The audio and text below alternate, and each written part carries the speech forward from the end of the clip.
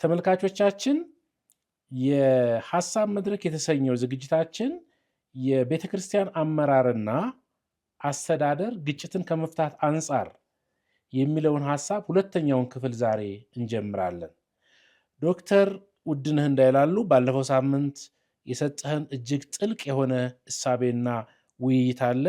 ዛሬ ደግሞ በዚህ ሳምንት ቀሪ ሐሳቦችን አንስተን እንወያያለን። እንኳን ደህና መጣህ ወደ ሐሳብ መድረክ። አመሰግናለሁ። እንኳን ተቀበላችሁኝ። እግዚአብሔር ይስጥልኝ። የነገን መሪዎች እንዴት ነው ማዘጋጀት የምንችለው? ምክንያቱም አሁን ችግር አለ አመራር ላይ ካል ዛሬ ችግር ውስጥ ነን። ቢያንስ የኔና ያንተ ትውልድ ዋጋ ከፍሎ የነገን መሪዎች ማዘጋጀት ደግሞ ሌላ አሳይመንት አለብን። ልክ ነው። ካልሆነ የታሪክም የትውልድም ተጠያቂዎች ነው የምንሆነው። በትክክል ብዙ ሰዎች ሳይ ነገን አስቦ የመዘጋጀት ነገር ብዙ አይደለም። እንደውም አንዳንድ ቦታ ላይ ይሄ ተረት ትክክል ነው ትክክል አይደለም እዚህ ቦታ መጠቀሱ እኔ ከሞትኩ ሰርዶ አይብቀል አይነት መሪዎቹ በቃ ከነሱ ውጪ ሌላ የማይታያቸው እስኪመስል ድረስ የነገው ትውልድ ምን ሊገጥመው እንደሚችል ባለማሰብ ብዙ ክፍተቶችን እናያለን።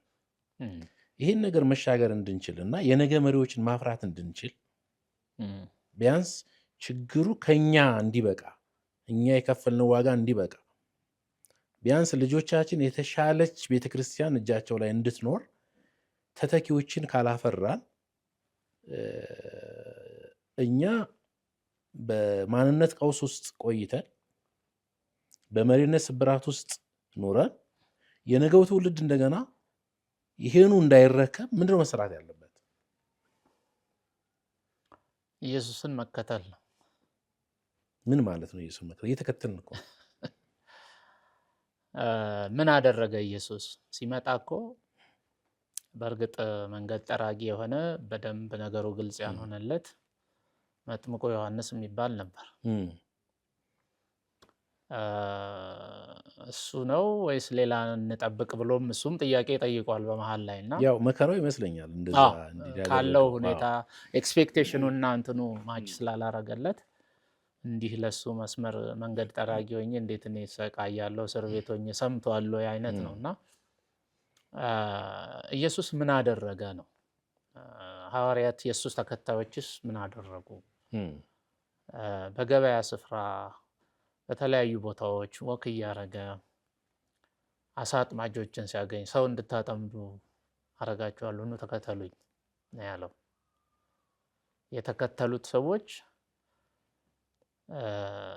እሱን ሙሉ በሙሉ እሱነቱን ባይተኩም እሱ የመጣለትንና ያስተዋወቀውን ሐሳብ ግን ለማስቀጠል ተተኪዎች ሆነዋልና ባጭሩ ደቀ መዛሙርት ማፍራት ከትንሽ መጀመር ቦተም አፕ አፕሮች ይባላልና ከስር ከአንድ ከሁለት ጀምሮ ተቋማዊ የሆነውን በጣም ችግር ውስጥ ያለውን ያሁኑን ቤተክርስቲያን ብዙ ሳይነኩ ጎኑ ላይ ደቀ መዛሙርትን ለነገ ተተኪ የሚሆኑ እግዚአብሔር ሲሰራ በሚሰራበት ቀን ገንዘብ የሚሆኑ ሰዎችን እያዘጋጁ መሄድ ይሄ ይመስለኛል ዋናው ታስክ። የሚተኩት በዛ መንገድ ነው። አለዛ አሁን ምንድነው ከዚህ በተቃራኒ እየሆነ ያለው ነባሩን አሁን ያለውን ሲስተም ኮንፍሮንት ማድረግ አንተ ልክ አይደለህም ይሄ ነገር መቀየር አለበት እንደዚህ የሚል የጦርነት ወይም ደግሞ የግጭት መንስኤ ሊሆን በሚችል መልኩ ከዛ ጋር ፊት ለፊት የመላተም አካሄድ ነው እየተሄደ ያለውና እሱ በአሮጌ አቁማዳ አዲስ የወይን ጠጅ አይቀመጥም ነው የሚለው። አቁማዳውም ይፈነዳል የወይን ጠጁም ይፈሳል። ስለዚህ ማድረግ ያለብን ኢየሱስ እንዳደረገው ተተኪ ሊሆኑ የሚችሉ ፖቴንሻሊ አቬሌብል የሆኑ ሰዎችን አፕሮች እያደረጉ የደቀ መዝሙርነት ትምህርት በማስተማር ችግሩንም መፍትሄውንም አብሮ ዲስከስ በማድረግ ከሁሉ በላይ ደግሞ በመጸለይ ለነገ ተተኪ የሚሆኑ ሰዎችን ማቆየት ወይም ማሰማራት ያስፈልጋል እና በአሁኑ ጊዜ ሲምፕል ቸርች የሚል አይዲያ እየመጣ ነው። እነዚህ በትልልቅ ጉባኤ አዳራሽ ውስጥ ተሰብስቦ አብሮ በቃ እኛም እዚህ ከተማ ውስጥ አለን ብዙዎች ነን በሚል ዲኖሚኔሽናል ፕሬዘንስን ለማሳየት በሚደረግ መልኩ የሚካሄደው የሜጋ ቸርች አፕሮች ብዙ ኢፌክቲቭ አይደለም። እሱ ዋንስ ኢን ዋይል በወር አንድ የሚሆን በ6 ወር ቢደረግ በቂ ነው። ትልልቅ ቤተክርስቲያን የሚመሩ ሰዎች እየወጡ ወደ ስሞል ግሩፕ ወደ ሃውስ ቸርች ወደዛ እየሄዱ ነው። ምክንያቱም ያ ተቋማዊነቱ እየጎላ መጥቶ የክርስቶስን አካል ሳይሆን ተቋምን እንደ ቤተክርስቲያን ቆጥሮ ይሄ ሌላ ተቋማት ውስጥ ያለውን ኮራፕሽኑ ጭምር እየገባበት ያለው ሁኔታ ስለሆነና አጀንዳ እንደውም የሰውን ትኩረት ከወንጌል ይልቅ ወደ ድርጅት የሳበና ብዙ ሪሶርስን እያባከነ ያለ ስለሆነ ከዛ ላይ ፎከስን አንስቶ ዲሳይፕል ሜኪንግ ላይ ደቀ መዝሙር አድርጉ ሂዱ ብሎ ነው ኢየሱስም ያለውና እሱን በማድረግ ኢየሱስን መከተል ነው ያለብን። የእሱን ፈለግ መከተል ሲጀመር ሲቀጥል ደግሞ ሐዋርያትንም እኔ ክርስቶስ እንደምመስል እኔን ምሰሉ ብለው ተመሳሳይ ስራ ሰርተው አልፈዋልና ከነሱ ሞዴል ውጪ የተሰሩ ስራዎች ናቸው አሁን ቸርችን ቤተክርስቲያንን ሌላ ቀውስ ውስጥ ከተቷት። በደንብ እንሄድበታለን። አሁን ያነሳኸውን ነገር ክርስቶስን መከተል በደንብ ሊተረጎም በደንብ ልንወያይበት ይገባል። ግን አሁን አንድ ቤተክርስቲያን ውስጥ ያለ ሰው ሄደህ ኢየሱስን ተከተል ብትለው እየተከተለ እንዳለ ነው የሚያስበው። ምክንያቱም ኢየሱስን መከተል ያልሆነ መከተል ነው እየተከተልን ያለ ነው። እግዚአብሔር የሚመስል ኢየሱስ የሚመስል የሆነ ፊገር ነው የሆነ ፊገር አለ እሱ አለና ስለ ደቀ መዝሙርነት ስናወራ በጣም አስቸጋሪ የሚሆነው ደቀ መዝሙርነት ኮርስ የመሰለበት የሆነን ሞጁል መጨረስ ደቀ መዝሙር መሆን የመሰለበት አገር ውስጥ ነው ያለ ነው። ስለ ደቀ መዝሙር ስታወራው በቃ ባለፈው እኮ ተመረቅኩኝ 3 ወር ተምሬ ይላል። እነዛ ነገሮች አስፈላጊ ናቸው። ትምህርት ቀርጾ 3 ወር 2 ወር ማስተማር ጥሩ ነው። ግን ደቀ መዝሙርነት እሱ እንዳልሆነ በደንብ ማሳየት ያስፈልጋል። እሱ የራሱን የቻለ ሰፊ ነው። ግን ከሜጋ ቸርች ጋር መፋታት ምንችል አይመስለኝም። አሁን ባለንበት በእኛ ሀገር አንደኛ መወዳደሪያ ነው። የመቀባትህ የመጠራትህ የፍሬህ መገለጫ ሜጋ ቸርች ነው። አንዱ እሱ ነው። ሁለተኛ ሜጋ ቸርች ሲኖርህ በዝናም በገንዘብም ትፈረጥማለህ። አንተ ማለት ነው አንድ ሰው ወይ ሁለት ሰው አንዳንድ ቦታ ቡድን ምንም አሁን እኔ በአሮጊቶቹ አሮጊት ማለት ይሄ ደግሞ ያስቆጣ ይሆን አሮጊት ነው ይባላል። በቀደምቶቹ አሮጊት አንድ ወቅት ስድብ ስለነበር እሱም ማለት አይደለም። አክቹአሊ ብዙም ስም ነው አሮጊት ያው ስታረጅ ሽማግሌ እንደኛ እንደማለት ነው። በቀደምቶቹና በአዲሶቹ መካከል ልዩነት አይታየኝም። እኔ ወደ ተነሳ ሀሳብ እመጣለሁ። ለምሳሌ አዳዲሶች የሆኑት አንድ ሰው ይገናል። ስለዚህ ሪሶርሱም ዝናውም ለአንድ ሰው ይሆናል። ቀደምቶቹ ጋር ስትመጣ ቡድን አለ። እዛ ቡድን ላይ ሚሳኤል ብታፈነዳ የሚከፈል አይደለም። ያ ቡድን ተደራጅቷል። የተደራጀ ኔትወርክ ያሸንፋል ብያለሁ። ቅድም አንተን እንደውም የነገርካችሁ ይመስለኛል። ስለዚህ ያ ኔትወርክ በጥቅም ሊሆን ይችላል፣ በጎሳ ሊሆን ይችላል። አንዳንድ ቦታ በጎሳ መደራጀት በጣም ከባድ ነው እዚህ ሀገር። ይሄን ማንሳት በራሱ ኃጢአት ነው። ቤተክርስቲያን ጎሳን መሰረት ያደረገ አደረጃጀት የሆነ ነገር ስታነሳ የእኛ ሰው እዛ አለ እንደ ምናምን የሚል ይሄ በደንብ የገነገነበት ጊዜ። ሌላው ግን ከምንም በላይ አሁን ጥቅሞች ሪሶርስን መሰረት ያደረገ አደረጃጀት አለ። ስለዚህ በቀደምቶቹ በሆነ ቡድን የተደራጀ ነው። እዛ ውስጥ የዛ ቡድን አካል ያልሆነ ሰው ሰማይ ከፍ ምድር ዝቅ ቢል መግባት አይችልም። አዳዲሶቹ ደግሞ ገና ሲፈጠር ጀምሮ ማኖፍ ጋር ሆኖ ነው የሚፈጠረው። በአንድ ሰው ነው የሚፈጠረው። ባይዘው ለዛ ሶሉሽን ነው እነሱ የተሰሩት። አውቃ ከሆነ የቡድን አመራር የሚለው የተወሰኑ ቡድኖችን እየጠቀመ እዛ ቡድን ውስጥ መቧደን ያልቻሉ ግለሰቦች ወይም የሆነ ስጦታ አለን የሚሉ መግባት ሲያቅታቸው እንደውም የቤተክርስቲያን አመራር የቡድን መሆን የለበትም አንድ የተቀባ ነው ብለው ሪስፖንስ ነው ለዛ ሪአክሽን ምላሽ ሆኖ ነው እነሱ የመጡት ምላሽ ሆኖ ነው የመጡት። ስለዚህ ለኔ ሁለቱም አንድ ናቸው። ያ ሮንግ ናቸው ስልህ ሶልቭ አላረጉትም። አዎ እነዚህ አዲስ የመጡትም በዚህ ባለፈው 10 ዓመት የተፈጠሩትም ቤተ እምነቶች ችግር አልፈቱም፣ ሌላ ችግሩ ነው መጡ። የቡድን አምባገነን ነበር፣ ግለሰባዊ አምባገነን ተፈጠረ። ምንም ልዩነት የለውም። ዞሮ ኮሚኒቲው፣ ህዝቡ፣ አማኙ፣ ምዕመኑ ተትቷል፣ አማኙ ተትቷል። ስለዚህ እኔ ሁለቱም ወዳጆች ናቸው። ከሁለቱም ጋር ቡና ጠጣለሁ። አክቹአሊ ለኔ ምን አማራጭ የለኝም፣ አማራጭ የለኝም። ከሁለቱም ጋር ቡና ጠጣለሁ። እኔ ምናልባት ካፊል ማለት ቡና አብረን ስንጠጣ ልታገኝ ትችላለህ። ይሄኛው ጠላት ይሄኛው ወዳጅ አይደሉም ለማለት ፈልጌ ነው። አክቹአሊ ከዚህ ተነስተ እንዴት በዚህ እሳቤ ውስጥ ነው ያለነውና ሜጋ ቸርችን ትተን በምን አይነት መንገድ ነው ወደ ስሞል ቸርች መምጣት የምንችለው? ይቻላል ወይ? መሬት ላይ ሐሳቡ ጥሩ ቢሆንም የትኛውም ጥሩ ሐሳብ ይተገበራል ወይ? እስኪ ጥቂት አሳየኝ ሳይበዛ። ዩቶፒያ አይደለም ለማለት ነው ማወራው ብሎ አየር ላይ ያለ አይደለም። እንዴት ይቻላል ለሚለው አሁንም ቅድም ያነሳዋቸውን ሶስቱን ነጥቦች መልሼ ላንጣል። የነቃ የተደራጀ የታጠቀ የሚለውን ማለት ነው። ማንቃት ብዙ የመጀመሪያው ስራ ነው። እሱን ስራ መስራት ይጠይቃል።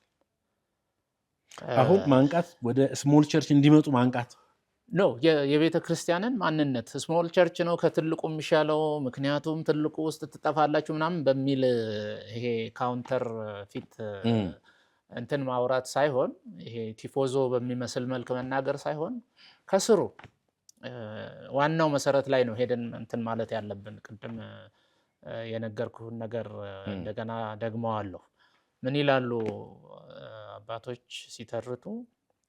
ነገርን ከስሩ ውሃን ከጥሩ ይባላል። ጥሩ ማለት በጣም ጥሩ ከሚለው ሳይሆን የጠራ ያልደፈረሰ እንደማለት ያልደፈረሰ ከኩሬ ውሃ ነው። እኔ የገጠር ልጅ ነኝና ከኩሬ ስንቀዳ ውሃ ከብቱም ምኑም ሰውም ገባ ብሎ ስለሆነ በእግሩ እንትን የሚለው ቀስ ብሎ እግሩን ያስገባና የጠራ ውሃ ያለበት ቦታ ነው እሱን ጨልፎ እንስራው ውስጥ የሚከተውና ነገር ከስሩ ውሃን ከጥሩ ይላሉ። ስለዚህ እኔ ሁሉ ጊዜ ወደ ኦሪጂኑ ነው መወስዳቸው። ቤተክርስቲያን ማለት የብዙ ሰዎች መሰብሰብ አይደለም። 2 ወይም 3 ሆነው በስሜ ሲሰበሰቡ እኔ እገኛለሁ ይላል። 2 3 አንደኛ ብዛትን የሚያመለክት ነው። የብዙ ሰዎች አብሮነትን የሚያመለክት ነው። በስሙ መሰብሰብ ማለት ልክ እንደሱ እንደ እግዚአብሔር ቃል እንደ እግዚአብሔር ሐሳብ በሆነ አደረጃጀት ውስጥ አወቃቀር ውስጥ መሆን ማለት ነውና ቤተክርስቲያን ማንነት ስራዋና አደረጃጀቷ the church does what it is ስራው ከማንነት ውስጥ ነው የሚወጣው ነው። መጀመሪያ አይን አለ። አይንነት ነው ማየት የሚባለውን ድርጊት የሚመጣው የሚሰጠው። ከዛ አይን ደግሞ የት ጋር ይቀመጥ ወደሚለው ወደ አደረጃጀት ትመጣል። ከዚህ ጋር ይሁን በጎን ይሁን እዚህ ላይ ይሁን ደረት ላይ ይሁን የሚለው በቦታው አስቀምጦታል እሱ ዞሮ ዞሮ። የቆሮንቶስ ላይም ቅድም እግዚአብሔር አገጣጠመው የምትለው ቃል ባይዘይ መገጣጠም የምትለው እግዚአብሔር አገጣጠመው የሚለው ቢግ ወርድ ነው። በጣም መተንተን መበተን ያለበት ማለት እሱ ነው ያሰካካው። በቦታው ነው ወስዶ ያደረገው፣ ሚስፕሌስ አላደረገውም የሚል ሐሳብ ነው ያለው። ስለዚህ ይሄንን ስሩን መሰረታዊ የሆነውን ነገር ለሰዎች ማስረዳት ስትጀምርና እነሱ ሲገባቸው I am in the wrong place ነው የሚሉት። እዛ ግርግር ውስጥ ገብተው መጥፋታቸውን፣ ሚስፕሌስድ መሆናቸውን፣ ቦታቸው ላይ ያለ መሆናቸውን፣ አፍ ሆነው መናገር ሲኖርባቸው ቂጥ ሆነው ቁጭ ማለታቸውን ፊት ለፊት አንዱ የሚሰራውን ቲያትር የሚያዩ ተዋናዮች እንደሆኑ ማለት ቲፎዞዎች እዛ ጋር ተውኔቱን የሚሰሩ ሰዎች አሉ፣ የመድረክ ሰዎች። እኛ ደግሞ እዚህ ጋር ቁጭ ብለን ነው የምናየው። አለ ቦታ አይደኝ ብለው ተነስተው ሄደው ቦታቸው ላይ ይቀመጣሉ። እግር ከሆኑ ወንጌልን ወጥተው ይሰብካሉ። እናንተ ቁጭ በሉ ገንዘብ ብቻ ስጡኝ፣ እኛ እዚህ ሆነን ድራማ እንሰራላችኋለን። ልክ እንደ ብሔራዊ ቲያትር አይነት አሰባሰብን እንዲረዱት ማድረግ ነው። ይሄ ሲገባቸው ራሳቸው ይወስናሉ። ሀሳቡን ሳልረዳው ቆርቻ አይደለም። አሁን የቸገረኝን ነገር ልንገርህ ወይም ላንሳለህ። የቸገረኝ ነገር አግኝቶኝ ነው። አንዳንድ ማስረዳት ነው የቸገረ። አዎ አንዳንዱ ነገር አዎ ማስረዳትም እንደገና ደግሞ መሬት ላይ ይሆናል ወይስ ነው ወይስ አልረዳሉ ስታስረዳ ውስጥ አልገባለ። ለምን መሰለህ አንዳንድ ሀሳቦች ጥሩ ናቸው፣ ግን መተግበር እንችላለን ወይ ዛሬ ነው። አሁን በጣም ኤርጀንት ችግሩ ኤርጀንት መፍትሄ ይፈልጋል። ኤርጀንት መፍትሄ ይፈልጋል። ሁለተኛ መዋቅሩን እየመሩ ያሉ ሰዎች ሜጋ ቸርች የያዙ ሰዎች የህልውና ጉዳይ ነው። ስጋት ስለሆንክ ሊያጠፉህ እንዳትኖር ይፈልጋሉ፣ እንዳትኖር ይፈልጋሉ። እሳቤህን ከተረዱ ኤክስ ኮሚኒኬት ያደርገዋል። አንዳንዴ ሳይነጋገሩ የወደፊት ስጋት ነው ካሉ ያጠፉሃል። ሳይነጋገሩ ይቆርጠዋል። አንተ በየመድረኩ ስምህ ተጠርቶ ላትወገዝ ትችላለህ። ሳይለንት ኪለር አለው። አሁን የቸገረን እሱ ነው። ጉዳዩ ከአገልግሎት ያለፈ ነው። ገብቶኛል ጥያቄ። ስለዚህ እንዴት አድርገን መሬት ማውረድ እንችላለን? እስኪ እንደው እኔን በሚገባኝ ወይ ደግሞ ትንሽ ሞቲቬት በሚያደርገኝ መንገድ እንዴት አድርገን ነው ካሁን ካለንበት መከማቸት ልንወጣ የምንችለው? እስኪ እንደው አንድ ሁለት ብለህ አስረዳኝ በቀላሉ እና ከኤክስፒሪየንስ ጋር ለምን አልነግርህም?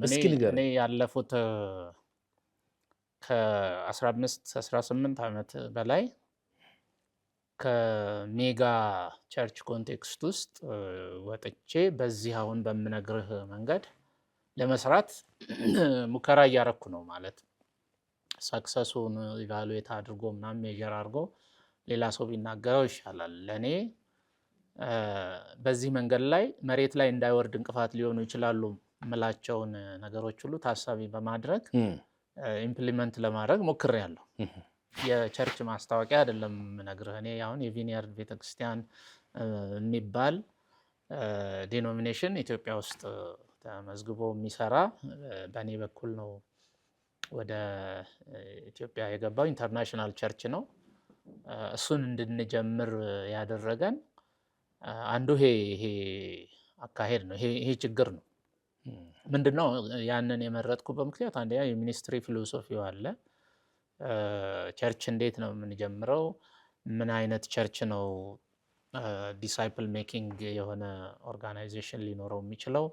እነዚህን የመሳሰሉትን ሊፈታ የሚችል የተሻለ ፐርፌክት የሆነ ማለት አይደለም፣ ስቲል አጀስተብል እስከሆነ ድረስ ምንድነው በኮምፒውተር ወይም በሌሎች እቃዎች ላይ አፕግሬደብል የሆነ እቃ አለ። ራሙ ይሄን ያህል ነው ይልህና ግን አፕግሬድ መደረግ ይችላል። 8 ነው ይልና እስከ 16 ማድረግ ትችላል። ለምን? ስፔስ ፈጥረውለታል። ለዛሬ አገልግሎትህ ይሄን ያህል ራም ይበቃሃል። ነገ ግን እንትኗን ብቻ ገዝተህ ትሰካና ዘሴም ኮምፒውተር ቢገር የሆነውን ኒድህን አድሬስ ለማድረግ ትጠቀምበታለህ የሚባላል እና እየሰራንበት ነው። አንደኛ አሁን ለመተግበር ከባድ የሚሆነው በዚህ በስሞል ግሩፕ ውስጥ ይሄንን ሊያገለግሉና ሊመሩ የሚችሉ ይሄንን በፓሽን እንትን ሊያረጉ ሊገፉት የሚችሉ ሰዎች፣ መሪዎች፣ አገልጋዮች የገባቸው ሰዎች የሪሶርስ እጥረት ፈተና ይሆንባቸዋል። ፋይናንስ ማለት ነው። ለምንድነው ባይዞይ ከሙሉ ጊዜ አገልጋዮች ይሄንን አገልግሎትን መኖሪያም ጭምር ካደረጉ ሰዎች ጋር ይገናኛል። ይሄ አጠቃላይ ችግር ሌላ ጊዜ በሌላ መልክ ልናነሳው እንችላለን። የሚጋቸርቹ ጉዳይ ያው ከዛ ጋር ይገናኛል። እኔ ለ15 ዓመት ያህል ፉል ታይም ሰጥቼ እርሊ ከቲኔጅ ጀምሮ ያለኝን ጊዜ እዛ ውስጥ አሳልፍ ያለው እና በደንብ አውቀዋለሁ። ትልቁ ቴምፕቴሽን ቢግ እንዲሆንልህ የምትፈልገው ሪሶርስ በደንብ ወደ አንድ ቋት እንዲመጣ ነው። ወደ አንድ ሴንተር ይሰባሰብላል። ስፕሊት አድርገን እንኳን አጥቢያ ከምንሆን ይልቅ አንድ ቦታ ትልቅ ከተማ ውስጥ እንቀመጥ ብለው በጣም የምናውቀው ስም መጥራት የማያስፈልገን ቤተክርስቲያን የአዲስ አበባና የኢትዮጵያ የምናምን ተባብለው ሲጣሉ እንደነበረ አስታውሳለሁ። እና አንዱ የሪሶርስ ችግር ነው። ሪሶርሱ እዛ ጋር ያለው ወደዚህ አይመጣም። እዚህ ካልመጣ ደግሞ የኔን ኒድ አያሟላም፣ ወይም ደግሞ ዲኮሬት አድርጌ ይሄንን ቤቱን እቃ እንትን ለማስመሰል አይጠቅምም ነው። ስለዚህ ሪሶርስ ስሞል ግሩፕ ውስጥ ዲሳይፕል ሜኪንግ ውስጥ ብዙ ሪሶርስ ተሰብስቦ ከዛ ውስጥ ወጥቶ ወደ አንተ ስለማይመጣ ዲስካሬጂንግ የሚሆነው ይሄ ነው። ለዚህ ባይቮኬሽናል ሚኒስትሪ የሚባል ሞዴል አለ። አክቹዋሊ አዲስ አይደለም። በቪኒያርድ ፕራክቲስ እናደርገዋለን እኛ፣ ኦርዴን እናደርጋለን። ነጋዴም ብትሆን ማለት ነው። ጳውሎስ ቴንት ሜኪንግ ሚኒስትሪ፣ የጳውሎስ በቴንት ሜኪንግ ይታወቃልና ድንኳን እየሰፋ ያገለግል ነበር። አንዳንዶቹ ቸርቾች እንደውም ገንዘብ እንኳን ሲሰጡት እናንተን እንጂ ያላችሁን አልፈልግም እያለ ሪጀክት ያደርግ ነበር። በውስጣቸው ያ የሚፈጥረውን ኢምፕሊኬሽን እያየ ማለት ነው። ስለዚህ አገልግሎትንና ኑሮን ማቋረጥ፣ ማለያየት፣ እሱን የማለያየቱን ስራ መስራት በጣም ወሳኝ ነው። እንዲህ አይነት ሙቭመንቶችን እኔ ከሰዎች ጋር ሼር ሳደርግ አገልግሎት ማለት በቃ ገንዘብ ደሞዝ ምናምን የሚያስገኝ ነው ብለው የሚያስቡ ሰዎች ወይም ኦልሬዲ ይሄን የተለማመዱ ሰዎች እዚህ ውስጥ እንዳይገቡበት የሚል እንደ ፕሪንሲፕል አስቀምጨዋለሁ። አካሄዶች አሉ። የሲምፕል ቸርች፣ የስሞል ቸርች ወር ሃውስ ቸርች እንደዚህ በሚል ስያሜ በተለያየ የሚጠሩ አሉ። መጽሐፍት ተጽፈዋል። ሰዎችም በሌላም ሀገር እየሞከሩ ነው። እንዳልኩ እኛም እየሰራን ነው። እዚህ አዲስ አበባም ኢንተረስትድ የሆኑ ሰዎች ኢሬስፔክቲቭ ኦፍ ዘር ዲኖሚኔሽን፣ ይሄ እዚህ ጋር ዲኖሚኔሽን እሱ አይደለም። አሁን የዲኖሚኔሽናል ቢሊፉ በሂደት ወደ አንድነት ሊመጣ ይችላል። ግን ዋናው ነገር ዲሳይፕል መሆን ነው የክርስቶስ እና አብሮ በአንድ አቅራቢያ ሰብሰብ ብሎ ወንጌሉ ብቻ አጀንዳ የሆነበት አብረህ የምትጸልይበት እንደሱ አይነት ህብረት ይኖርና ያንን ቸርች ነው ብሎ ሪኮግናይዝ ማድረግ ወይም ደግሞ በዛ ሪኮግናይዘብል የሆነ በቸርችነት ሊታወቅ የሚችልበትን ማንነት እየሰጠኸው መሄድ ነው እና ማኑዋሎች አሉ፣ ትሬኒንጎች አሉ።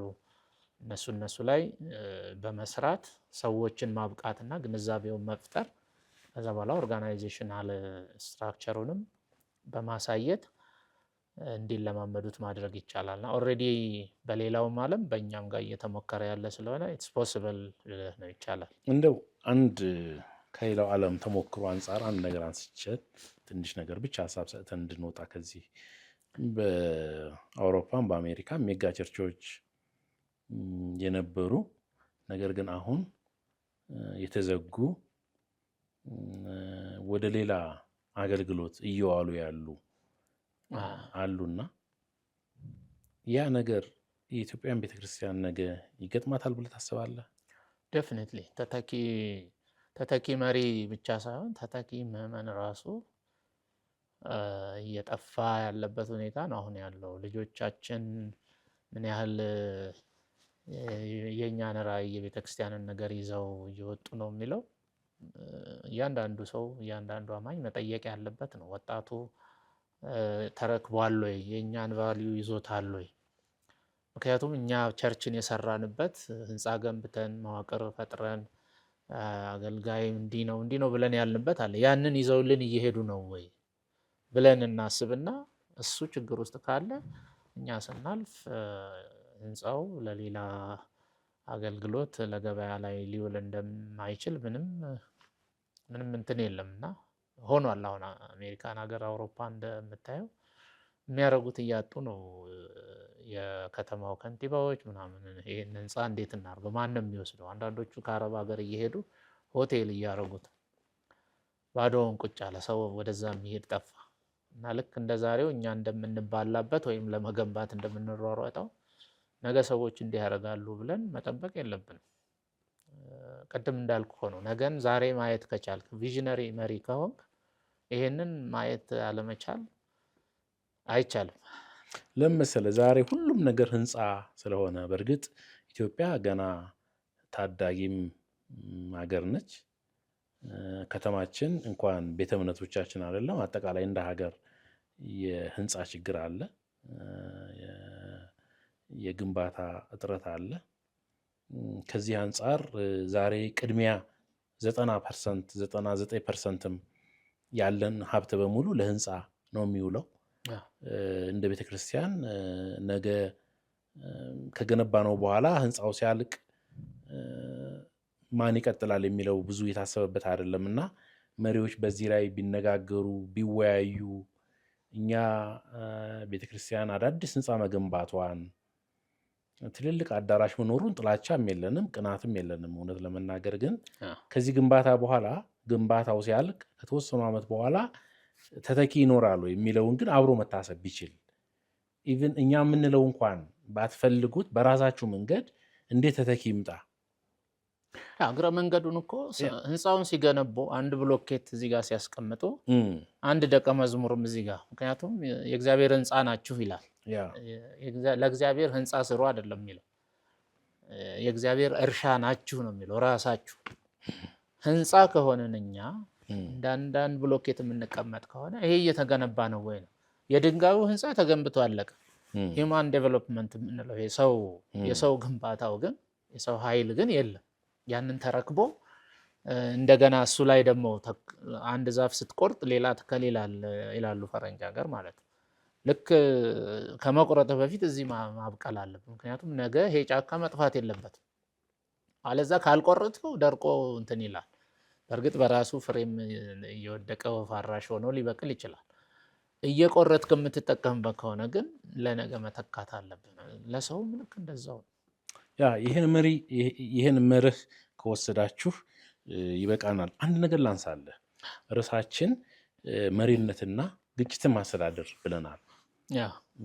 ቤተክርስቲያንና ግጭት ማስተዳደር በጣም ሊታሰብበት የሚገባ ርዕሰ ጉዳይ ነውና በቤተክርስቲያን ውስጥ እየተፈጠሩ ያሉ ቀውሶች ወይም ግጭቶች ምንድነው መንስኤያቸው ብለህ ታስባለህ? የቤተ ክርስቲያኑን ወይም የጥንቱን እንደ ቤተ ክርስቲያን ቆጥረን ልናስበው እንችላለን እና የቤተ ክርስቲያን የሰዎች መሰባሰብ ስለሆነ አንድ ላይ የሚሰባሰቡ ሰዎች አብረው በአንድ ጉዳይ ላይ ሲነጋገሩ አንዱ ወደዚህ ሌላ ወደዛ ሲል ያንን ለማለቱ ደግሞ የራሱ የሆነ የተደበቀም የተገለጠ ምክንያት ሲኖረው በዛ ለመግባባት ላይ ግጭት ይፈጠራል እና አንዳንዱ ምክንያታዊ ነው፣ አንዳንዱ ዝም ብሎ ያለ ምክንያት ነው። ዝም ብለን ግን በአንድ ቃል እናጠቃለው ብለን ስንል ምናልባት እኔነት የሚለው ለግጭት መሰረታዊ ምክንያት ይመስለኛልና ገጨኝ ከሌ እኔን ጎዳኝ ብዬ ስል እኔን ነካ ነው፣ የኔን ጥቅም ነካ፣ ከኔ ጋር የተያያዘን የሆነ ነገር አንፏቀቀው ገፋው የሚል ነው እና የመጀመሪያውን ግጭት በመጽሐፍ ቅዱስ እንግዲህ እኔ ከመጽሐፍ ቅዱስ አኳያ ነው ነገሮችን ለማየት የሚጠቅመኝ እንደ መረጃም እንደ ሪሶርስም እንደ ጥንታዊነትም ያለኝ እሱ ነውና አንተ የጠየቀኝን ጥያቄ ወደ አንተው ልመልሰው እችላለሁ። ቃየን አቤልን ለምን ገደለው? ምን አረገው? የብሔር ግጭት አይደለም። ወንድማማች ናቸው። አንድ ማህፀን ውስጥ የነበሩ ናቸው። የመጀመሪያ ሰዎች ናቸው። ከሌላ ሰው እንዲተማሩት ምናምን እንዳትል ማለት ነው። እና ምን አረገ? ይሄ ነው የኔ መልሱ። የግጭት መንስኤው ይሄ ነው። መልካም። እንደው ክርስቲያናዊ ምሳቤ ስለሆነ ያነሳው ተመልካቾች ከዚህ የራሳቸውን የሚጠቅማቸውን ይውሰዱ። ግን ግጭት ነባራዊ ነው ብለን እንውሰድ። አሁን በሚባለው ከፍልስፍናውም አንጻር ልዩነት እንዴት ነው በቤተክርስቲያን ውስጥ መፈታት ያለበት? በተለይ መጽሐፍ ቅዱስን መሰረት ባደረገ እሳቤ እስኪ እንየው። ሳይንሱ ብዙ ሊልን ይችላል፣ ግን ከቤተክርስቲያን አንጻር ልዩነቶች እንዴት ነው መፈታት እንዴት መያዝ ያለባቸው? ልዩነቶች የሚፈቱት የማያለያይ ስራ ሆኖ የተሰጠንን ስራ ስንሰራ ነው። የማያለያይ ስራ አለን እኛ ሁላችን። የኢየሱስን ደቀ መዛሙርት ወደኋላ ሄደን እንደገና እንደሌላ ምሳሌ ብናያቸው ተለያዩ፣ በአንድ ወቅት ላይ ተጋጩ። ግጭት ወይም ደግሞ የሀሳብ ልዩነታቸው ተገለጠ። ከኛ መካከል ማን ነው የሚበልጠው የሚል ጥያቄ ጠየቁ። እኔ ነኝ የሚል ነገር አነሱ። መብለጥ፣ መሻል፣ ሌላውን መጫን፣ አፕሪሼት መደረግ፣ መወደስ፣ ይሄ አምላክ ወደ መሆን አይደለም። እንደ እግዚአብሔር ትሆናላችሁ ሲባሉ ነው አዳምና ሔዋንም ማነው ሔዋን በተለይ ሞቲቬትድ የሆኑት ያኔ።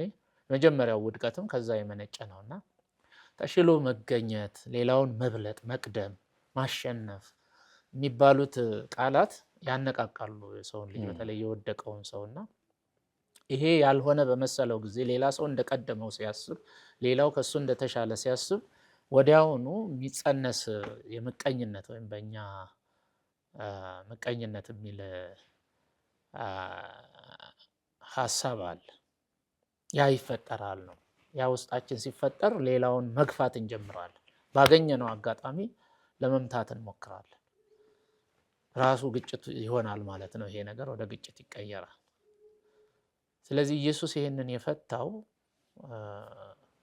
አንደኛ ራሱ ምሳሌ ሆኖ በማሳየት ማርቆስ ምዕራፍ 10 ላይ ቁጥር 45 አካባቢ ይመስለኛልና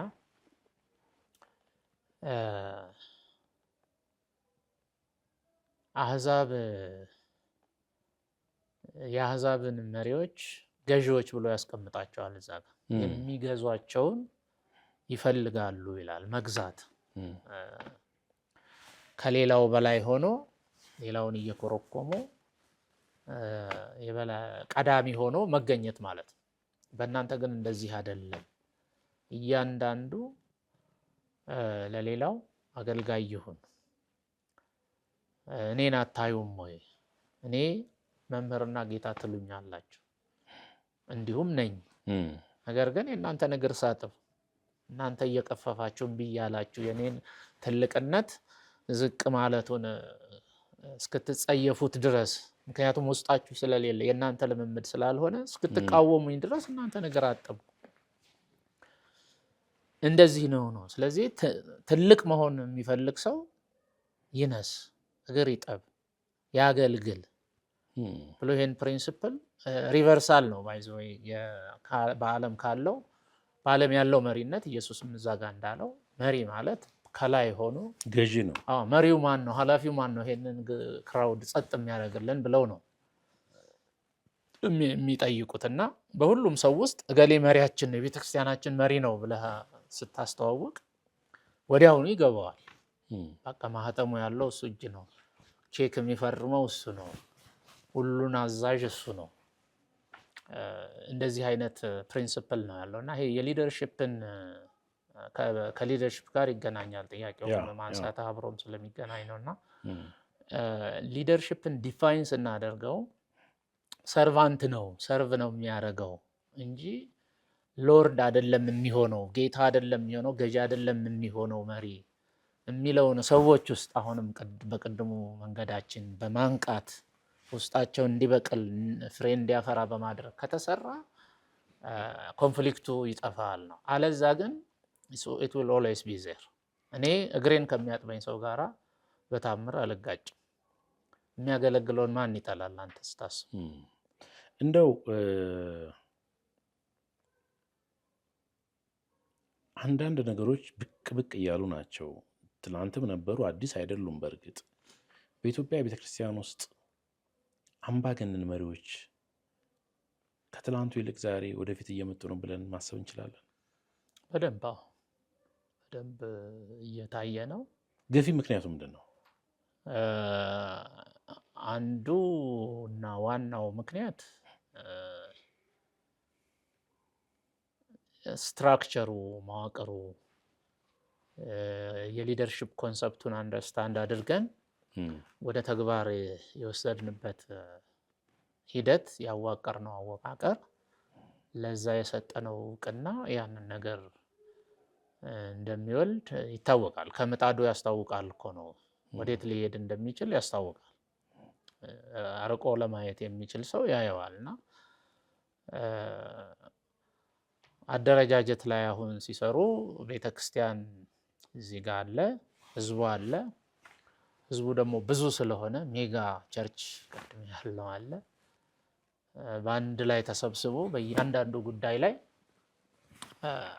ሊወስን ሀሳብ ሊሰጥ አይችልም። ስለዚህ ወኪል ያስፈልገዋል ተባለ። እንደራሴ ወኪሎች ከእያንዳንዱ ተመረጡ። ከእያንዳንዱ አጥቢያ በሚል ቤተክርስቲያን ውስጥ ወኪል ስትሰበስብ ወኪሉ ራሱ ሜጋ ቸርች ሆነ። ምክንያቱም በሜጋ እየተደራጁ ስለሄዱ ማለት ነው። ይሄም እንደገና በዛ ብለን የክልል ወኪል በሚል ታወቅረዋለህ።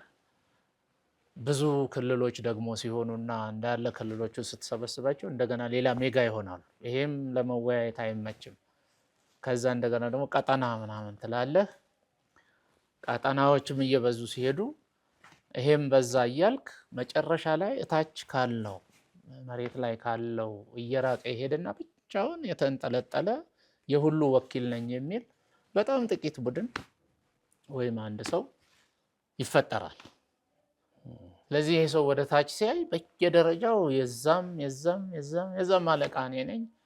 ስለዚህ እዛ ሆኜ ባለው ተዋረድ ውስጥ ትዕዛዝ የማስተላለፍ ሁኔታ ይፈጠራል። እታች ሲደርስ ከሪያሊቲ የወጣ የተፋታ ነገር ሊሆን ይችላል፣ እውነታውን የሳተ።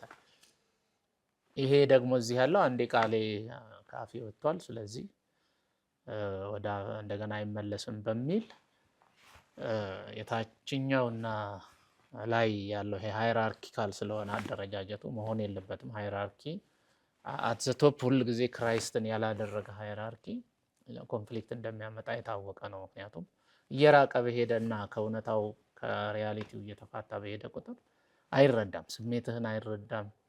ምክንያቱም ሪል የሆነው ነገር ሀፕን እያደረገ ያለው ታች በሴል ውስጥ ነው፣ በሆም ቸርች በምትለው ውስጥ ነው። ለዚህ ነው ሙሉ ቸርችነት እታች ነው መውረድ ያለበት። ቢያንስ ሎካል ቸርች ኦቶኖመስ መሆን አለበት። ፕሮብሌም ሶልቭ ሊያደርግ የማይችል አንድ ሎካል ቸርች ከሆነ የፈጠርከው ስራ አልተሰራም ማለት ነው። እኔ ከዛ ተውጣቶ የወጡት እዛ ጋር ያሉ ጥቂቶች ናቸው የተሻለ የሚያስቡት። ዘቤስት ማይንድ እነሱ ናቸው። እታች ላይ ሰፈር ውስጥ ምንም እንዲህ አይነት ሰው የለም ብለህ የምታስብ ከሆነ this is wrong። የቤት ቤተክርስቲያን የተባለው በቤትህ ያለች ቤተክርስቲያን ብሎ መጥራት ችሏል። ቤተክርስቲያን የሚለውን ስያሜ ለዛች ለትንሽ ስብስብ ሰጥቷል መጽሐፍ ቅዱስ። ያንን ሪኮግናይዝ ብታረግ ቢያንስ አንዳንዱ ኮንፍሊክት ይጠፋል፣ እዛው ሶልቭ ያደርጉታል። አሁን እኔ በምልህ ፓርቲሲፔት በማድረግበት ቸርች እንዲህ አይነት ኢንተርቴን የሚያደርግ ላይ የተዋቀረ ምናምን ፎቅ እየሰራ የሚሄድ መዋቅር የለንም እኛ። አንደኛ ለሌላ ነገር ሪሊዝድ እንሆናለን። ፕሬዚዳንት፣ ጳጳስ ምናምን ብለህ እዛ ታስቀምጠውና እንደገና የእሱን ፕሬዚዳንትነት የሚመጥን መኖሪያ፣ መኪና፣ ደሞዝ ምናምን ስትል በቃ ተራ ድርጅት አድርገኸው ነው እንትን የምትለውና አንደኛ ሰውየውን አምባገነን ታረገዋለህ። ይሄን ጥቅም ለማስጠበቅ እንዲሰራ ታረገዋለህ። በትክክል የሚቃወሙት ሰዎች ልክ አይደለህም የሚሉት ካሉ አደጋ ላይ ነው። ይሄን ሁሉ ነው ሉዝ የሚያደርገው በአንድ ጊዜ። ስለዚህ ይሄ ሰው ይሄ ስጋት ስላለበት አምባገነን መሆን ግዴታው ነው እና አምባገነንን የሚፈጥረው ራሱ ሲስተሙ ነው። በቸርች ማንነት ላይ የተመሰረቱ ስራዎች በአግባቡ ተዋቅረው ተግባራዊ ስላልሆኑ አደረጃጀቱ ችግር ስላለበት አደረጃጀቱ የወለደው ነው። የማን ልጅ ነሽ እና ይባላል በተረቱና ራስህ የፈጠርከው ነገር ችግር ሆኖ እንደገና ብሌም ልታደርገው ትሞክራለህ። በማኔጅመንት አለ there was a job to be done የሚል somebody was supposed to do it nobody did it everybody blamed somebody ምናምን የሚል ማለት ነው። ምን ማለት ነው? አንድ ስራ እንስራ ብለን እኛ ተማከርን እዚህ ጋር ከዛ እሺ እንስራ ብለን ተወሰንን። ስራው አልተሰራም። መጨረሻ ለምንድን ነው ያልተሰራው ብለን የሆነ ያልሰራ የሚባል ሰው ግን አሳይን ያልተደረገ ሰው ተወቀሰ። ከዛ ስብሰባው ተበተነና ስለዚህ ምንም ውጤት የለውምና ስለዚህ ችግሩን የፈጠረው ይሄን አምባገነን የሚባለውን ሰው የፈጠረው አሰራሩ አደረጃጀቱ ራሱ ነው፣ መዋቅሩ ነው። ይሄ መዋቅር ካልተቀየረ ይሄ ሰው መፈጠሩ አይቀርም። የአሜሪካን አገርን ስታይ ዝም ብሎ ሴኩላሩ ለምንድን ነው 200 ዓመት 300 ዓመት የቆየ ኮንስቲቲዩሽን ያላቸው? አንዴ አጥርተው ሰሩ ሜጀር የሆኑ ችግሮች እንዳይፈጠሩ ኢንክሉዲንግ ፕሬዚዳንታቸው ጭምር እስር ቤት እስኪገባ እስኪከሰስ ድረስ እስኪወገድ ድረስ ሊያደርግ የሚችል ሲስተም ነው ያላቸውና የኛ ሀገር ችግር የሲስተም ችግር ነው።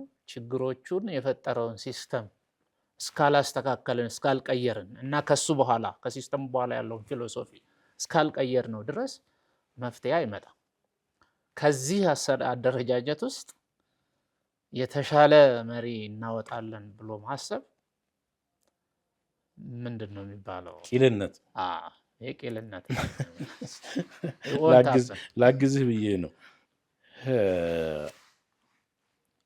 እንደው ወደ በኋላ ላይ አጠቃላይ የመፍትሄ ሀሳቦች የምትላቸውን ነገሮች እንድታነሳ ጊዜ እሰጥሃለሁ። ግን አሁን አንድ ከዚህ ከግጭት አንጻር ሌላ ነገር ላንሳ። መሪነትና ግጭትን ማስተዳደር ነው አንድ ላይ እያየን ያለ ነው።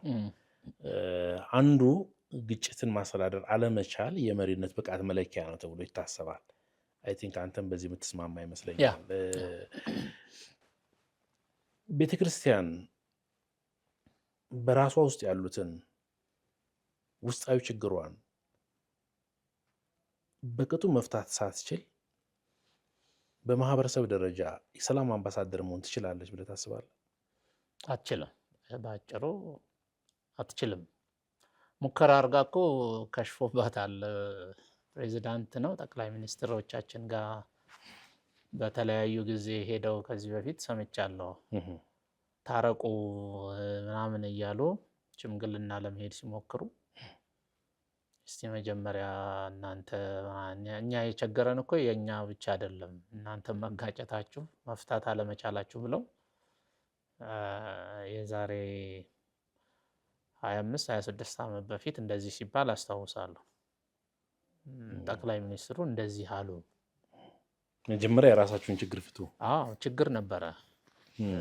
የአዲስ አበባ የኢትዮጵያ የሚል ችግር ነበር። እንዲሁም ሌሎች ያው ሰሚዎቻችን ማንን ማለቱ ነው እንዲህ እንዳይሉ የሚታወቁ ችግሮች አሉ ቸርች ውስጥ። አሁን ሄደን በድፍረት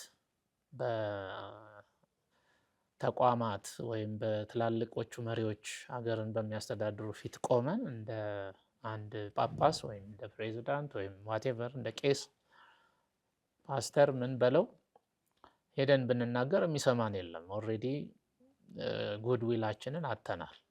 ለምንድን ነው ያጣነው? እሱ ነው የሚያሳስበኝ። አልሰራ ነው እኛ መካከል ስላልተፈጸመ ሞዴል አድርገን ስላላሳየን የእኛን ችግር መፍታት ስላልቻለን መንግስት ጣልቃ እንዲገባ ስላረግን ክስ ፍርድ ቤት ሄደናል። ዳኞች ሴኩላር የሆኑ ዳኞች ገላግሉን ብለን እርስ በርስ መታረቅ ሳንችል ቀርተን ያንን አድርገናል። ይሄ ፋይላችን ተከምሮ ነው ያለው። ይህን ሁሉ ጉድ እዚህ አስቀምጠህ ሄደ የሰው ምሰሶ እዚህ ጋር አስቀምጠው የሰው ጉድፍ ለማጽዳት መሄድ ቢብሊካሊም አትሂዱ ነው እንደውም የሚለው። መሄድም የለብንም እኛ። አሁን እኮ እኔን የቸገረኝ ይሄን ፋይል ይዘው ዶሴ ይዘው ሲዞሩ የነበሩ ሰዎች ናቸው መልሶኛ መሪ የሆኑት። አዎ አሁንም ናቸው። ወደፊትም ምረጡኝ ቅስቀሳ ምንም እያደረጉ ለመቀጠል ይፈልጋሉ። አልታያቸውም እነሱ። ህዝቡም እስካሁን ድረስ ሌላውን ነው ብሎ የሚያደርጉት። አዎ ሁሌ ጥፋቱ የሌላ ሰው ነው። እና ባናደርገው ነው። እኔ አሁን ወደ ሌላው ሴኩላሩ ጋር ሄደን አስተካክሉ እንደዚህ አድርጉ ሀገራችን ምናምን የሚለው ጋር ሩቅ ነን። ከዛ መጀመሪያ አርፈን እንቀመጥ፣ ሰርተን ማሳየት ነው። ኦኬ ያንን ህዝብ ብንፈጥረው እኮ ራሱ መልካም። ይስተካከላል። ወደ መጠቅለያችን እየመጣን ነውና የኢትዮጵያ ቤተክርስቲያን አሁን ካለባት የአመራር ቀውስና የማንነት ቀውስ እንድትወጣ ነጭ ወረቀት ብሰጥህ ምንም ያልተጻፈበት ከ1 እስከ 3 ምን ብለህ ትጽፋለህ? መፍትሄ ቅድም ያነሳኋቸውን ነገሮች ነው መልሼ እንደ ማጠቃለያ ማደርገው። መጀመሪያ አይዴንቲቲን ማወቅ ነው። ማንነትን ማወቅ፣ በክርስቶስ ያለንን ማንነት እሱ ሲፈጥረን እንድንሆን የፈለገውን እኔ ክርስቲያን ነኝ፣ የክርስቶስ ተከታይ ነኝ። ስለዚህ እሱን የሚከተል እንዲህ አይነት አይዴንቲቲ ያለኝ ነኝ ብለን በዝርዝር እግዚአብሔር ቃል የሚለውን መጽሐፍ ቅዱስ የሚለውን ነገር እንደገና ምንም እንደማያውቅ አሁን ነጭ ወረቀት ብለኸኛል። ራሴን እንደ ነጭ ወረቀት ቆጥሬ ይሄ ፕሪ አንደርስታንዲንጉን ፕሪሰፖዚሽኑን ቀድሞ የገባውን በሙሉ አንዱ አድርጌ ሀብላ የማንነቷን መጽሐፍ አለባት። በአንተ ሳቢ ቤተክርስቲያን የማንነት ቀውስ አለባት ብለህ ነው የምታምነው? አዎ። መገለጫዎቹ ምንድን ናቸው? ተገለጡ እኮ ይኸው ዓለም የሚያውቀው ነው። አሁን ቅድም እንዳልኩህ ምንድን ነው የፍቅር ህብረት ነች ነው አንዱ የቤተክርስቲያን መገለጫ እና ወንድማማች ወንድም እህት ነው የምትባባለው። ይሄ ወንድማማችነት አለመኖሩ እሱ ደግሞ በመጣላት በመካሰስ በተለይ ደግሞ በመለያየት የኢቫንጀሊካሉን ደግሞ ስታስበው በየቀኑ እንዳሜባ እየተሰነጠቀ የተለያየ ስም እያወጣ ለብቻው የመሆን አብሮ አለመጣመር የተያያዙ የተገጣጠሙ እግዚአብሔር ያገጣጠመው የአካል ብልቶች ናቸው ነው ያለው። እንዲህ መያያዝ ሳይሆን መለያየት፣ ዓለም በሚያየው እና በሚያውቀው ሁኔታ መለያየት ብቻ አይደለም። ስንመሰክር ወዴትኛው እንሄድ ብለው ሲሉ እኔ አንዳንድ ጊዜ የእነሱን ምሳሌዎች እየጠቀስኩ ነው ብለው ወደ ገብርኤል ሚካኤል ትሉ የለ ወደዛኛው ኦርቶዶክስ ከሆነ የገጠመኝ እንደሱ ላሉ የትኛውም በቃ እንደዛ ቁጠሩት አንድ ያረጉን በሚመስሉ እነሱም እንኳን ምን ያህል እንዳረጉን እርግጠኛ አይደለሁም። በእነሱ ዙሪያ የተሰባሰብነንና ወደ ፈለጋችሁት ሂዱ እያልኩ ነው የምነግረውና ሰዎች ግን አሁን መሄጃ ሁሉ ጭምር። ስለዚህ አንደኛው የማንነት ቀውስ ነው፣ ሁለተኛው ማንነትን መረዳት ነው። ሁለተኛው ደግሞ እነዚህ ማንነቶች ወደ ድርጊት ይቀየራሉ፣ ወደ ስራ ናቸው ማለት ነው። አሁን ለምሳሌ አይን ነኝ እኔ ካልኩ ምክንያቱም ሳይገጣጠሙ ተለያይተው ያሉትን ማንነቶች ምዕመናን የጸጋ ስጦታዎች ናቸው ብያለሁና እያንዳንዱ የጸጋ ስጦታ ተለይቶ በእያንዳንዱ ላይ ጽድት ያለ ቁልጭ ያለ መጽሐፍ ቅዱሳዊ ትምህርት አስተምሮ ተቀምጦ ሰዎች ራሳቸውን እንዲያውቁ ከዛ ያወቁትን ማንነታቸውን ደግሞ ተግባራዊ ማድረግ እንዲችሉ ማነሳሳት አስፈላጊ ነው። ፋንክሽኖቹን መለየት ማለት ነው። ድርጊቶቹ መውጣት አለባቸው። ጸጋ ስጦታዎቹ መለየት አለባቸው። ብድግ ብሎ ዛሬ መጋቢ ነው፣ ነገ ሐዋርያ ነው፣ ተነገ ወዲያ ነብይ ነው፣ አንዴ ዲያቆን ነኝ ሊል ይችላል። እንደዚህ ኦሲሌት የሚያደርግ ዥዋዥዌ ያለበትን ሁኔታ አጥርቶ ሰው እግዚአብሔር ያስቀመጠውን ውስጡ ያስቀመጠውን የጸጋ ስጦታ ለይቶ እሱን እያነሳሳ እንዲሄድ ያንን ፋንክሽን በደንብ ዲፋይን አድርጎ ትሬኒንግ ሰጥቶ እንዲቀበለውና እንዲተገብረው ማድረግ ነው። ከዛ ሶስተኛው ምናልባት እሱ ጋር መሄድ ካለብኝ ያንን ማደራጀት ነው። እነዚህ ማንነቶች መገጣጠም መቻል አለባቸው። ይሄ ማለት ምን ማለት ነው? እያንዳንዱ ቦታውን አውቆ ተቀብሎ ይኖራል ማለት ነው። እኔ ትንሽ ነኝ ይሄን አልሆንኩም አይልም ነው። የምናፍርባቸው የሚመስሉ ተሰውረው ያሉ ትናንሽ የሆኑ የማይታወቁ የሰውነት ክፍሎቻችን የማይታዩ የሰውነት ክፍሎቻችን እኛ አልታየንም ውጭ አልወጣንም ብለው ኮምፕሌን አያደርጉም ነው የሚለው ጳውሎስ። ግን ኢምፖርታንት ናቸው። እኔ ኩላሊት ጉበታችን አይታይም፣ ግን እሱ ስላለ ነው ይሄ ፊት ለፊታችን ያለው ማለት ነው። አፍንጫችን መነጽር ይሸከማል። የሚሸከመው አይን እንዲያይ ነው። ሙሴ ሲጸልይ አሮንና ሆር እጁን ይዙ ነበር እንዳይደክመው እንዲህ ብሎ ሲጸልይ ማለት ነው። ምክንያቱም የእሱ እጅ መነሳት ስላለበት እንደዚህ ተደጋግፈህ እያንዳንዱ የኔ ድርሻ እጅ መያዝ ነው መደገፍ ነው ብሎ ያንን አክሴፕት ያደረገ ሰው እኔ ለምን አልጸልይም ለእኔ አልተሰጠኝም የሚል ይሄ የኔነትን ስሜት የሚያጠፋው ይሄንን የጸጋ ስጦታውን ለይቶ ሰው ያንን አምኖበት ተቀብሎ በዛ ደስተኛ ሆኖ ኢንጆይ ያደረገ ያንን መኖር እንዲችል ስታረገው ለዛ ደረጃ ስታበቃው ሰላም ይሆናል ማለት ነው። እኔ ለምን አይን አልሆንኩም ብሎ አይጋጭም። አሁን ግን የምናየው ምንድነው? ለምሳሌ ቆሮንቶስ ላይ በልሳን የማትናገሩ ከሆነ ልሳን እንደ ቢግ ዲል ተቆጥሮ ቸርቿን ሁለት ቦታ ነው ሊከፍል የነበረው። እንደውም ትንቢት ይሻላል እያለ የሚደመጥ የሚሰማ ሁሉም የሚረዱት ቃል ይሄ ይበልጣል እያለ ነው የሚነግራቸውና በጸጋ ስጦታ ዙሪያ እንደተከፋፈሉ ታያለህ። which means የጸጋ ስጦታ የሚባል የሆነ ከሰው ውጭ የሆነ እዛ ጋር ያለ ሳይሆን ሰዎቹ ናቸው እነኛ። ገሌ በልሳን ይናገራል ስለዚህ he is great፣ እኔም በልሳን እየተናገርኩ እንደሱ ግሬት ልሆን እያለ ሁሉም ማይግሬት እያደረገ እንዳለ ወደ አንድ የጸጋ ስጦታ ካልሄድኩ ብሎ ሚል ከሆነ which is happening። እኔ በነበርኩበት ቤተክርስቲያን አስታውሳለሁ መጋቢ የወንጌላውያን ሁሉ የሌሎች አገልጋዮች ሁሉ አለቃ ነው ሲባል በሙሉ ሁሉም እጁን አውጥቶ አስተማሪ ምንም የተባለው እኔ መጋቢ ነኝ። ምንድነው አንድ ሰው እንደውም አለ የተባለው ፈኒ በሆነ መንገድ ገለጠው።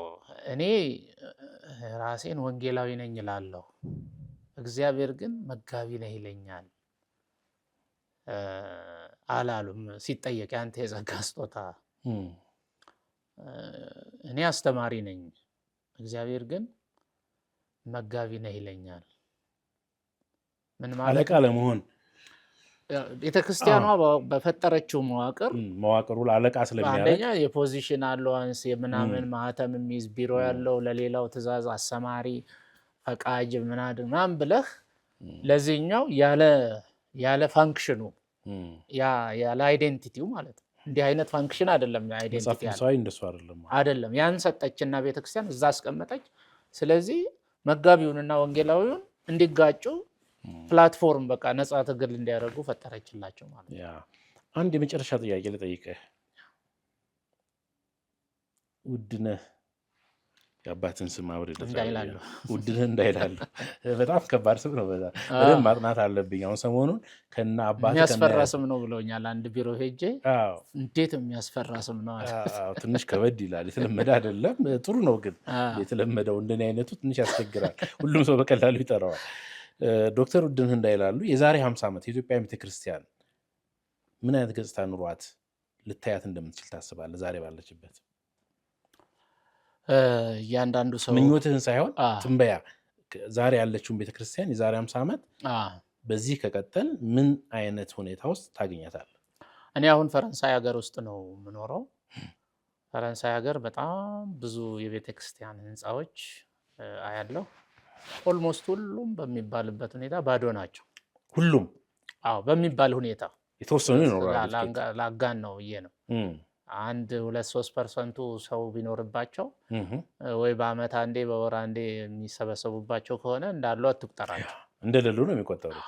ፈረንሳይ ሀገር ግን እንደ ኢረናይስ የሚባሉ የቤተክርስቲያን ፋዘሮች በጣም ትልልቅ ቴዎሎጂያኖች የነበሩበት ቸርች ፋዘርስ ሌቭል ማለት ነው። በድሮዎቹ እነሱ የነበሩበት ሀገር ነው። ከዛም በኋላ እስከ ፈረንሳይ ሪቮሉሽኑ እስከሚመጣበት ጊዜ ድረስ ትልቅ መንፈሳዊ እንቅስቃሴ የነበረበት ነው። ካቶሊክም ፕሮቴስታንቲዝም እንደዚሁ። እነ ጆን ካልቪን ይሄ ሪፎርመሮች 16ኛው ክፍለ ዘመን ሰዎች እንቅስቃሴ ያደረጉበት ነው። አብዮቱ መጣ። ቸርች የሚባል ነገር አንፈልግም ብለው ሌላ አይዲዮሎጂ ኢንትሮዲውስ አደረጉ። እኔ ስጠይቃቸው ቸርች ኮንፍሊክት ነው፣ ቸርች ግጭት ነው፣ አባቶቻችን ድሮ ተደባድበዋል፣ ተጋለዋል። ሂስትሪ ያስተምሯቸዋል፣ የፍሬንች የአውሮፓ ሂስትሪ ብለው የአውሮፓ ሂስትሪ የቸርቾች ኮንፍሊክት ነው ኦልሞስት ሲማሩት እና ስለ ቸርች ስታነሳላቸው አሁን ወጣቶቹ ያንን ነው የሚያነሱትና ይሄ እንግዲህ ከ50 ዓመት በእርግጥ አለፍ ብሎታል። ግን የሆነ ጊዜ ላይ የነበረው ችግር ነው ከ50 ዓመት ከ30 40 ዓመት በኋላ እንደዛ የሆነውና አሁን በሚገርም ሁኔታ ሪሊጂየስ እንደነበረች ሀገሪቱ የሚያሳይህ ደግሞ እኔም ማላቃቸው በዓላት ሁሉ አሉ መንፈስ ቅዱስ የወረደበት ብለው ካላንደር ላይ ስራ ይዘጋል። በጣም ነው ኢንጆይ የሚያደርጉት። ሁሉም የሃይማኖት በዓላት አሉ። ሻማ ይለኮሳል፣ መብራት ይበራል፣ መድፍ ይተኮሳል። በቃ የደመቀ ነው። ላይክ ይሄ ሴሬሞኒያል የሆነውን ነገር ይወዱታል። ለምን እንደሚወዱት ግን አትጠይቀኝ። ቫኬሽን አላቸው። ረፍት የሚወጡበት ነው። ወደ ቢች ይሄዳሉ። መኪናቸውን ይዘው ቤተሰብ ይዘው ዘና ብለው የሚኖሩበት ነውና ምንም አይነት ሃይማኖት የእግዚአብሔር ምናምን የሚባል ነገር የለም። ሌሎቹ ነገሮች ናቸው እየጎሉ ያሉትና ከ50 ዓመት በኋላ ምናልባት እግዚአብሔር አያድርገውና ግን ይሆናል ብዬ የምገምተው እነዚህ የምንገነባቸው ሰዎችንም እየገደልን ቢሆን እየገፋን እየተጣላን እየተደባደብን እየሰረቅን እያጭበረበርን የምንሰራቸው የቤተ ክርስቲያን ህንፃዎች ቆመው ሙዚየም ቱሪስቶች እንዲነበሩ እዚህ ጋር አባቶቻችን እና አለሙ እነ ውድነህ ምናምን እንደዚህ ያወሩ ነበር ምናምን ብለው ማርቴር የሆኑ የተለያዩ ሰዎች ታሪክ የተለጠፈባቸው እንጎበኛለን። እኔ ያስጎበኛለሁ። ኢትዮጵያውያንም ሲመጡ አንዳንድ ጊዜ ጥሩ ጥሩ የሚያማምሩትን አሳያቸዋለሁ እና በጣም ትልቅ ዋጋ ነው የከፈሉት። ተራራ ቦርቡረው ልከኛ አሁን ማነው ላሊበላ ምናምን ምን ሲሰሩ ነው ይሄን አሁን እችን ቤተክርስቲያን እዚህ ጋር ለማስቆም ይሄ ሁሉ የደከሙት ትላለህ። የሰሩት ስራ ከዚህ ከላሊበላም ከምንም የሚበልጥ ነውና ድንገት ብቅ ካልክ አሳይሃለሁ እና በጣም የሚገርም ስራዎች ሰርተዋል የቀደሙት ሰዎች። ግን ሰው ላይ ባለመስራታቸው ቶለሬት አድርገው አንዳንዱን ነገር እንደ መጽሐፍ ቅዱስ ለመፍታት ግጭቶቻቸውን ባለመቻል በመለያየት በመጠላላት ላለመነካካት በመፈለግ የወሰኑትና የሰሩት ስራ የዚህ ውጤት ላይ ያደረሳቸው ይመስለኛልና እኛም ወደዛ እየሄድን እንደሆነ ያለው እንግዲህ የሆነ ቦታ ላይ ሻርፕ ተርን ዩተርን ሰርተን ነገሮች ከተስተካከሉ ይሄ ትንቢት ይቀለበሳል፣ ይቀየራል ማለት ነው። ካልሆነ ግን መጨረሻችን ዛሬ የምንደክምና የምንጣላባቸው ብዙም ገንዘብ የምናፈስባቸው ምናልባት ሌላው የሚመጣው ትውልድ ለቱሪስት እያሳየ ገንዘብ የሚለቅምባቸው ወይም ባዶ ሆነው የሚቸገሩ ይመስለኛል። በመጨረሻ በአንድ ቃል የምትለው ነገር ይኖራል? ቀረ የምትለው ነገር ካለ?